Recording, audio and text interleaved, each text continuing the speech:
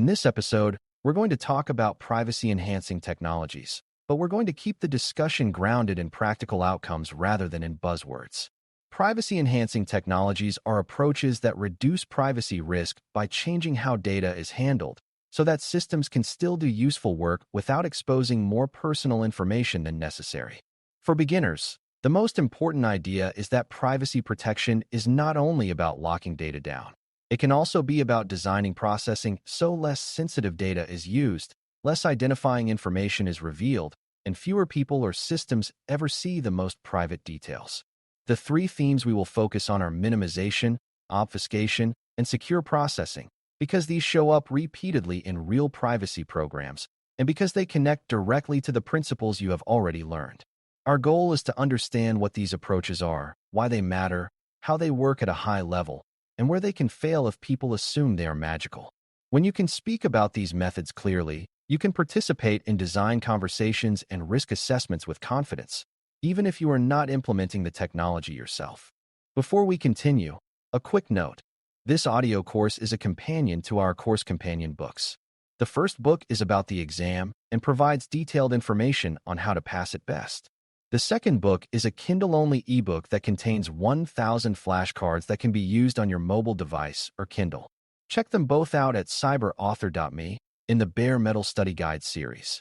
Minimization is the foundation, and it is helpful to see it as a privacy-enhancing approach rather than as a restriction.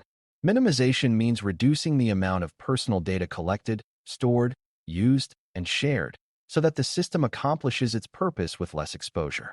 This can include collecting fewer fields, keeping data for a shorter period, limiting access to fewer roles, and avoiding copying data into secondary systems.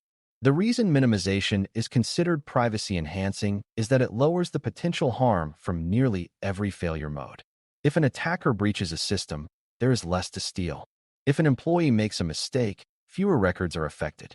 If a vendor relationship changes, fewer data elements are in scope. Beginners sometimes treat minimization as a moral rule, but it is better understood as an engineering trade-off that improves reliability. Systems with less data are easier to govern, easier to delete, and easier to audit. Minimization also reduces the need for complicated exception management, because fewer sensitive categories are involved. In practice, minimization is often the cheapest and most durable privacy enhancement because it reduces risk at the source. To make minimization operational, you need to apply it at multiple levels because data can expand in ways teams do not notice. At the field level, minimization asks whether each data element is truly necessary for the purpose and whether the same value can be delivered with a less identifying alternative. At the workflow level, minimization asks whether data needs to be displayed in full detail to complete a task, or whether masked views and limited fields are sufficient. At the system level, minimization asks whether personal data needs to be centralized, or whether sensitive elements can be separated into a more restricted store.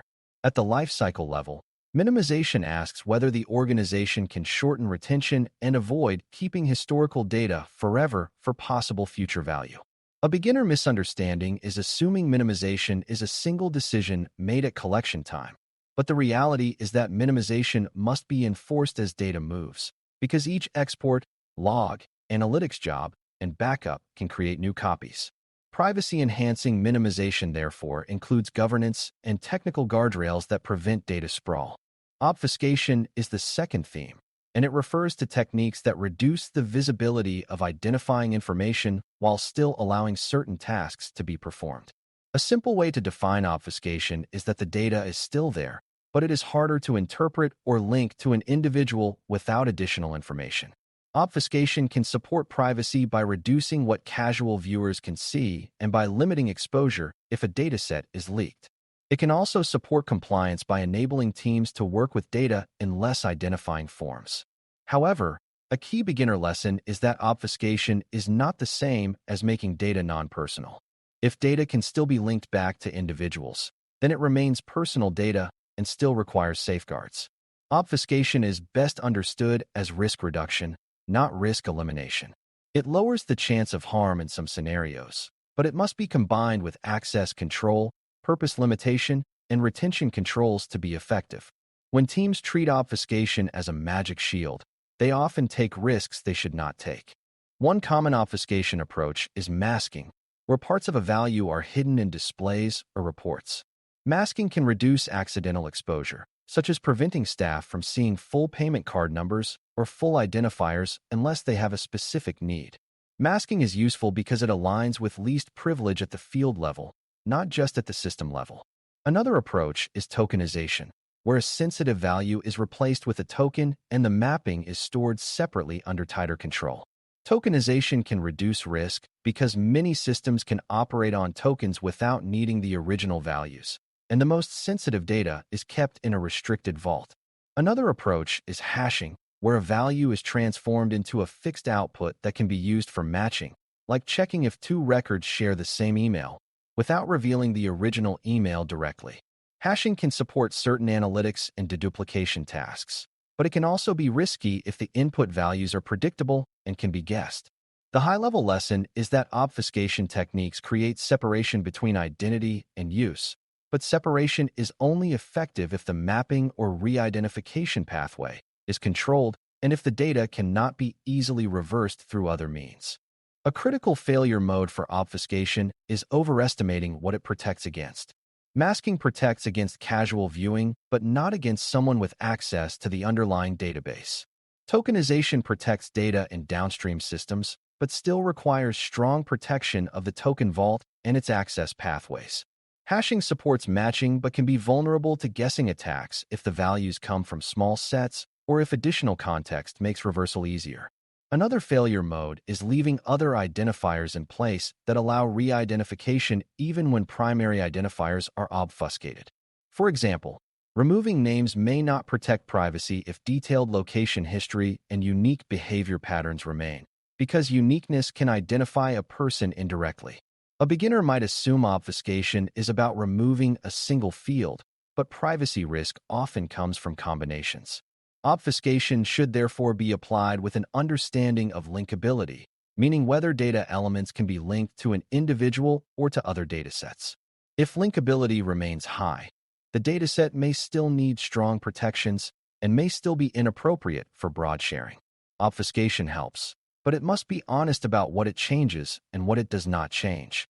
Secure processing is the third theme, and it focuses on enabling data to be processed in ways that reduce exposure during computation, not just during storage. Traditional security focuses on protecting data at rest and in transit, but secure processing focuses on what happens while the system is actively using the data. In many systems, exposure occurs during processing because data is loaded into memory, accessed by services, or passed between components. Secure processing aims to reduce who can see data during those moments and to reduce the amount of raw data that must be handled to produce useful outputs. At a high level, secure processing can include isolation, where sensitive processing occurs in controlled environments with strict access, secure enclaves, or trusted execution environments, where data can be processed while being protected from other parts of the system, and privacy-preserving computation approaches where parties can compute results without sharing raw data. You do not need to implement these methods to understand their purpose. They are designed to reduce exposure by making raw data less visible during computation and by limiting the trust required in surrounding systems. A practical way secure processing shows up in many organizations is through strong segregation of environments and careful handling of test and development data. A mature approach avoids using real personal data in development and testing environments, because those environments often have broader access and weaker monitoring. Instead, teams use synthetic data or limited, carefully controlled samples, and they ensure that debugging tools and logs do not capture sensitive content. Secure processing also shows up in how analytics is done, because analytics teams often want large datasets, but the organization may be able to produce useful insights through aggregation, sampling, or privacy-preserving methods that reduce exposure of individual-level records. For example, a system might compute metrics inside a controlled environment and output only aggregated results to broader users. This is a form of secure processing because it keeps raw data contained and shares only what is needed. The core idea is to keep the most identifying data close to the most controlled environments and to share derived results rather than raw detail whenever possible. A key misunderstanding about secure processing is assuming it is always complex and expensive. Some secure processing improvements are simple design choices, like limiting where raw data can be processed, restricting who can run queries, and ensuring that sensitive processing happens only in environments with strong monitoring. Another misunderstanding is assuming secure processing means you can ignore access controls because the technology will protect you. In reality, secure processing methods still require strong access governance, because authorized users can still misuse access and misconfigurations can still expose data. Secure processing also does not remove the need for transparency and purpose limitation. Even if you can process data without revealing it widely, you still must have a lawful, fair purpose for the processing and must honor retention and rights expectations. Privacy-enhancing technologies do not change the ethical and legal reasons for processing. They change the exposure profile during and after processing. Understanding that distinction keeps the organization from treating technology as a substitute for governance. Another practical aspect is that privacy-enhancing approaches should be evaluated by asking what risk they reduce and what new risks they introduce. Minimization reduces risk but can introduce product trade-offs if teams collect too little to deliver functionality, so purpose clarity is needed. Obfuscation reduces visibility but can introduce operational complexity, like managing token mappings and ensuring re-identification access is tightly controlled. Secure processing can reduce exposure but can introduce complexity in system design and performance considerations. A privacy manager should not be intimidated by these trade-offs. They are normal engineering trade-offs. The key is to make them explicit and to ensure decisions are documented and aligned with the organization's promises.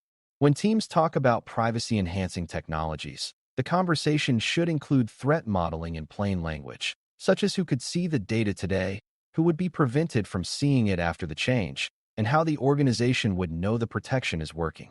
Evidence and verification still matter, because a privacy-enhancing design can fail silently if it is not implemented correctly. It also helps to see privacy-enhancing technologies as complementary rather than mutually exclusive. Minimization reduces how much data exists and how many systems receive it. Obfuscation reduces what can be understood from data when it must exist and must be used across systems. Secure processing reduces exposure while computation happens and can keep raw data contained while allowing useful results to flow outward. When combined, these approaches can significantly reduce privacy risk without blocking legitimate business goals. For example, a system might minimize by collecting fewer fields, obfuscate by tokenizing the most sensitive identifiers, and use secure processing by computing metrics in a restricted environment and sharing only aggregated results.